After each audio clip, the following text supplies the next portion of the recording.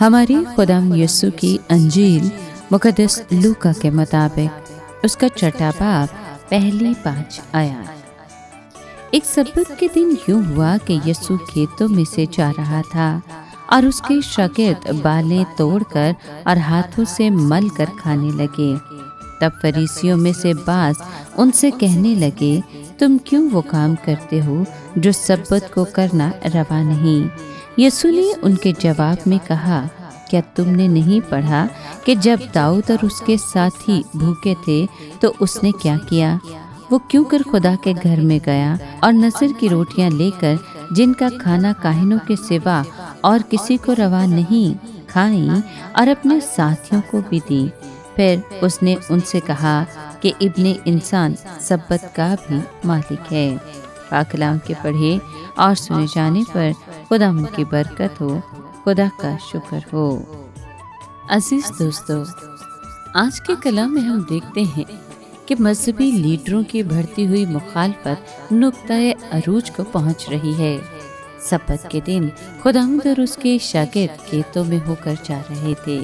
شاگردوں نے کچھ بالیں توڑی، ہاتھوں میں مل کر ان میں سے دانے نکالے اور کھائے۔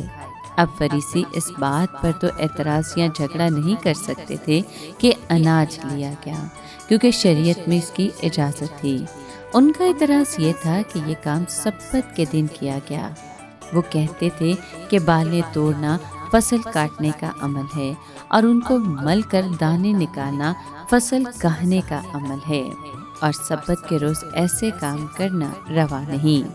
خداوند نے داؤد کی زندگی کے ایک واقعے کی مثال دی، جس سے ثابت ہوتا ہے کہ سبت کے بارے میں حکم کا ہرگز یہ مقصد نہیں کہ ضروری کاموں سے روکا جائے۔ داؤد کو رد کیا گیا تھا، اس کا تعاقب کیا جا رہا تھا۔ داؤد اور اس کے ساتھی بھوکے تھے۔ وہ اپنے ساتھیوں سمیت خدا کے گھر میں گیا اور نذر کی روٹیاں لے کر کھائیں۔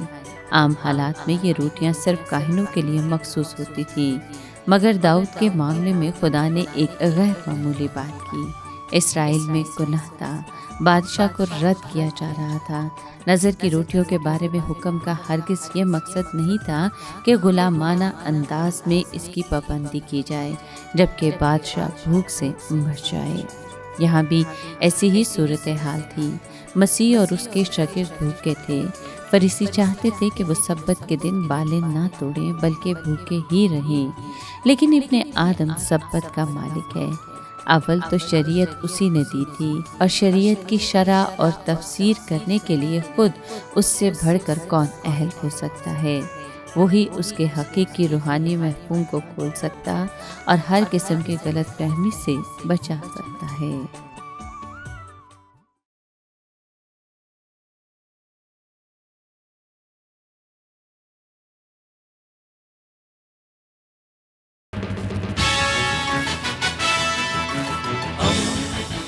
دوستی کا پیمبر، ریڈیو ویریتاس ایشیا۔